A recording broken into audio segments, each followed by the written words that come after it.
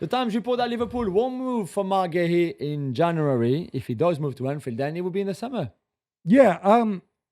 So the Times story very well sourced. As is my old colleague Paul Joyce. I don't know why you feel the need to put this out if you're Liverpool, because surely when facts change, opinions change. Yeah. So if you want to get it out there that you haven't made sort of some secret side deal with Palace to do this in January, if they need him in January, if Palace are in a position where they want to move him, then he's an excellent option. I don't think it rules it out, and I don't think we could put too much weight on this story. I just brought up Guéhi again because he's a great player, and I am shocked that this move didn't happen. Yeah. After 24 years as executive chairman, Daniel Levy has left Tottenham. Jules, officially, he's stepping down, but plenty out the report that he was forced out by ENIC, possibly ahead of a sale. Now, for those who don't know, you make usual ENIC disclaimer. ENIC it's called the English National Investment Company. It's owned by this guy named Joe Lewis, who is a tax exile, the guy who lives on the boat in the middle of nowhere because he doesn't want to pay taxes in this country. He's 1 million years old. He's got a son and a daughter. And officially, look, Daniel Levy stepped down, but he had meetings the announcement came Thursday night, and he had meetings scheduled on Friday in his diary. And then his executive assistant, who is also his wife, also quits at the same time. Yeah. He was forced out, Yeah, definitely. Yeah. ENIC and the Lewis family now, so the children, very much in charge. We call them children. They're like 20 years older than we are. No, but like, do you know what I mean? Vinay Venkatesham, who was the Arsenal CEO before. Not one of Joe Lewis's children, I hasten to add, as far as we know. Who arrived at the club, I think, less than 6 months ago. Now very much the big boss and in charge. ENIC and the Lewis family saying the club is definitely not for sale, that they've rejected or pushed back two kind of interest from potential investors to buy the club out. They said they're there to stay. I think it's a massive change for Tottenham after one guy basically ran the club on a daily basis and ran it well, but maybe not so well. Yeah, I don't buy this idea that this has nothing to do with a potential sale or a potential valuation at all. Sorry, guys. Sorry, Lewis children. But Daniel Levy still has shares as well in the club, right? Nearly 30%, in fact. Yeah. Gab, the longest-serving Premier League chairman, is now Khaldoun Al-Mubarak at Manchester City, which seems mad because he's only been there, 10 years or so? A bit more, 12 years. But can you put Levy's tenure in context and what you made of those 24 years? Okay, so some Spurs fans will say, well, we won almost nothing, a Europa League here, a League Cup there, blah, blah, blah. Others would say he's been very shrewd, very smart, a tremendous negotiator. Yeah. A guy who came in and kind of built up his power and control, also because Joe Lewis was like the ultimate absentee landlord, as far as we know. I think that type of executive chairman where he's a shareholder and he's also kind of very involved, it almost feels like something that we might have seen in Italy or in Spain many years ago. You don't really see this that often anymore. And I think the next move will be a CEO structure. I think a lot of Spurs fans will be grateful that he's gone because they didn't like some of the moves he made. But let's not forget, selling Gareth Bale to Real Madrid for more than Cristiano Ronaldo, I think will be a crowning achievement. Yeah, absolutely. Erling Haaland needed 3 stitches after being assaulted by Norway's team bus, or the door of Norway's team bus, more precisely, ahead of their game against Moldova, Jules. Yeah, the door opened as he was coming out, and then that would look pretty bad, actually. I mean, once I saw he put a photo of himself saying, that's not looking too bad, actually, on social media. I was trying to think, how can the door do that much damage, though? I can't really picture. Do you see what I mean? I can't picture how it could have happened. There's 2 things to this. One is I remember a friend of mine at university or in high school actually once chipped his tooth on a urinal in the men's room. Right. But it was his back tooth. So I still wonder, how is that possible? What were you actually doing? Strange. Chipping your front tooth on the urinal already takes some doing. Secondly, I'm wondering, why did it have to be Erling Haaland? Do you think they were saying, why couldn't it be Christoph Ayer or something? Why Erling? Sweden are about to crown some new champions, Gab. Score one for the little guys, and I know you love that. That's right. New champions of Sweden, Mjällby, which of course is not a real team. It's just Johan Mjällby, the former Celtic defender, by himself. No, just kidding. It Mjällby is a FC. team. Mjällby apparently is a village of about 1,000 people. Some 10 years ago, they were about to go bust, and they were in the fourth flight in Sweden. Their stadium is a little tiny 6,500 seat stadium, which isn't even in Mjällby. It's in a town called Hellevik, which apparently is near the beach. That is about all I know about it, but I think this is fantastic. It's a little guy story. I don't know that much more. I would love one of our colleagues, maybe Tom Hamilton. It sounds like something he would write. Some Bayern fans don't like the Nico Jackson deal, Gab, and one of them is the most important Bayern fan of all, Uli Hoeneß. Yeah, this story is pretty incredible. It is incredible. For those who don't know Uli Hoeneß's role at Bayern, obviously he's had basically just about every job at the club. He's still seen as like the power behind the throne. Yeah. And he's hugely influential. And he made a statement about the Nico Jackson deal, which shows that he's clearly out of line with the official club line. And he's been so emphatic. He was speaking to the Sport 1 in Germany. And first of all, he came out and he said, oh, don't worry, there's no way that he's ever going to replace Harry Kane because this deal's not going to be made permanent. Yeah. He revealed that he has to make 40 starts this season. Which, by the way, is a detail of the deal, which nobody knew. We simply knew there was an appearance-based element to the to Bayern being forced to make the deal permanent. And then he talked about the loan fee, which he says, the loan fee wasn't $16.5 million, as widely reported. It was less than that because $3 million of that went to the player and his agent. Which, again, kind of drives home several points to me, if true. One is that Nico Jackson didn't want to come at all, and not psyched to be there, even though he made such a big deal out of staying in Munich and not coming back when he was recalled. Two, Chelsea won't get the full amount back. Yeah. Three, it also kind of shows you how much power agents and intermediaries have in these deals. But most of all, I don't see the benefit of going and dumping all over one of your club's big signings of the summer, in fact, arguably the big signing of the summer, before he's played a single minute. Yeah, I mean, unless there's obviously deeper issues, maybe with Max Eberl, the sporting director, that I think is potentially on his way out already, and just a bit of points of disagreements, really, and disagreements within the hierarchy at the club too.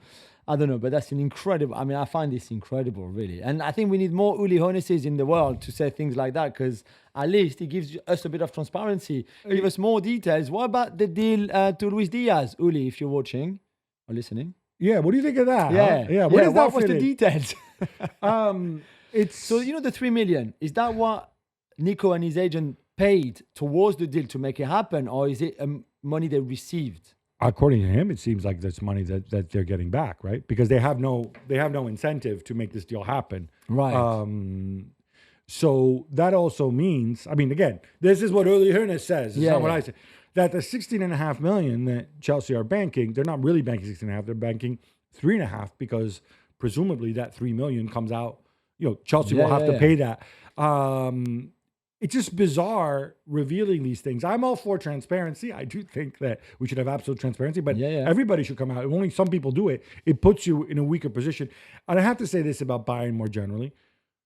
And about one of the reasons I love football is that we have all these stereotypes, right, about different countries and different cultures. And it's like, German efficiency, blah, blah, blah. If you think about it, the two biggest clubs in Germany are an absolute mess in terms of how many people speak up out of turn compared to the two English clubs, right? In England, everybody's disciplined mostly, and most clubs, right? Nobody goes and craps on the other guy and stuff. And some people we never hear of. Some people you never hear of. Bayern, of course, this goes right back to their FC Hollywood days, and Borussia Dortmund, of course, is a walking dumpster fire. Yeah. So, wow, I find this remarkable. After Ange Postecoglou, another big-name coach who was let go last season is being linked to Fenerbahçe and Bayer Leverkusen, Gab. That's right. It's Thiago Motta. Oh. And it's just a coincidence of... I saw this piece of news the other day, and it's the coincidence. It's the exact same two clubs that Ange goes to. And I'm wondering if it's the same intermediary who's putting these guys in. Oh, yes. Let me think. Yeah. Although I think the Leverkusen job will go to Kasper Hjulman. So at least this one, I think we can take. It won't be either Ange or Thiago. We would have liked to see them there, but Yeah, I don't think Ange would be a good fit at Fenerbahce, as we said on the last show. Thiago Motta, maybe a little. Maybe that's where he regains his mojo. I don't know. He just has to start acting less weird than he did at Juve. André Onana is expected to leave Manchester United this week on loan, Jules. Right move for him? No, I mean, can you imagine that? 3 years ago, you were the best goalkeeper in Europe in the final of the Champions League win with Inter Milan. Very close to winning it against City, and in the end, you didn't. And now you're going to end up at Trabzonspor in Turkey on loan because nobody wants you at Manchester United. Nobody else apart from Trabzonspor wanted you all summer. And that's why it's gone down too. That means that Bayern and Lamis Lemons are better than you in the Manchester United in the eyes of Ruben Amorim. Yeah, exactly. I'll say this about fall from grace, man. It is a massive fall from grace. He's still a relatively young guy. He's had massive setbacks before. Think of his band.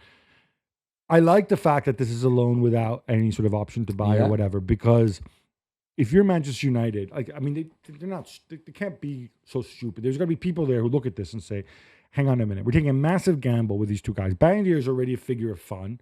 The other guys had, one season in the Belgian top flight. These guys could both absolutely suck. And then what happens? Yeah. We can't give up on Onana now, also because there's economic reasons not to give up on him. So send him away. Obviously, Amorim doesn't like him, doesn't trust him, isn't willing to be patient with him, whatever. Send him away. If he goes back to the level he was at, then we have our goalkeeper for next year. Yeah. And maybe Amorim won't be here. So I give a tiny bit of credit to United. Yeah, or you sell him even. If he has a good season with Trabzonspor, you could potentially have more clubs coming for him next summer. Fenerbahçe president Ali Koç spoke out about the sacking of Jose Mourinho. Gab, what did he say? So the reason I put this in there is I thought this was interesting. So he gave this whole thing about how hard it was to sack Mourinho because Mourinho is a close friend of his now, apparently, and blah, blah, blah. And he said, he connected with the fans. He always does this. But he said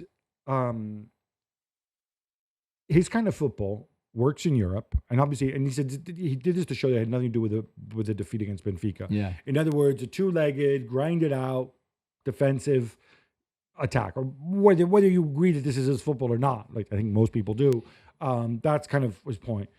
He said the problem was domestically in Turkey, where they drop points against weaker opponents. He says we have to crush opponents in most games domestically, unless they're playing Galatasaray, Besiktas, or whatever. Yeah. And we were struggling. We were falling behind in many games and so on. And everything kind of turns into a battle. And I think certainly that's where Mourinho is now, at least in terms of perception, as somebody who, if the game turns into a battle, you might back him. He can put you in the best possible position to score. But if you're looking for him just to safely go and navigate a 2-0, 3-0 win against somebody you're supposed to beat, he's not your guy. That's true. Chelsea kicked off the Women's Super League on Friday with a 2-1 win over Manchester City. Sonia Bonpastor picking up where she left off, because this could have been more, at least from the highlights I saw. No, not really. No, was it misleading highlights? No, I thought City played really well in that game, and things could have gone their way a little bit more, especially in that second half. And that's the thing with this Chelsea team, even before Bonpastor, who I think has inherited this quite incredible winning mentality, going back to mentality theme that Emma Hayes had created. Even when they don't play that great, they are also efficient and find a ways of winning. And that's exactly what happened. This was a tough game to start. Obviously, some players missing on the Chelsea side, although they've got the best squad probably in the world. So it's easier when you've got that much depth. But still, it was a tough opponent, and City are going to be good this season, as we saw on Friday night. But yet, they found a way of winning. And that's why they have to be the favorite. I know Arsenal are good and City would be good, but they have to be the favorite to win it again, and probably to win the Champions League as well, because they just have that in them, that even when things are a bit difficult or when you don't play great, they just are so clinical and efficient just to do what they need to win. Back to the Women's Super League. Arsenal beat London City and Michelle Kang 4-1. But Jules, the latter set a new women's transfer record. Yeah, that's right. And it's my girl as well, Grace Guilloro, who just signed from PSG. So they had 2 minutes before the end of the transfer window in the women's game. The women's window was different to the men's one. Theirs was on Thursday night. She signed at 11:58 French time for 1.65 1.65 million euros. So the record ever, bonuses included on that. It's a record that's been broken already 3 times this summer. Olivia Smith first, and Alyssa Thompson at Chelsea, and now Grass at London City Lionesses. It wasn't that long ago we had the first kind of million euro player. So it just shows you how quickly that's gone up. Yeah, Naomi Guerma. Yeah, so I mean, I'm disappointed to see Grass leaving PSG, obviously, but it's a great move for her.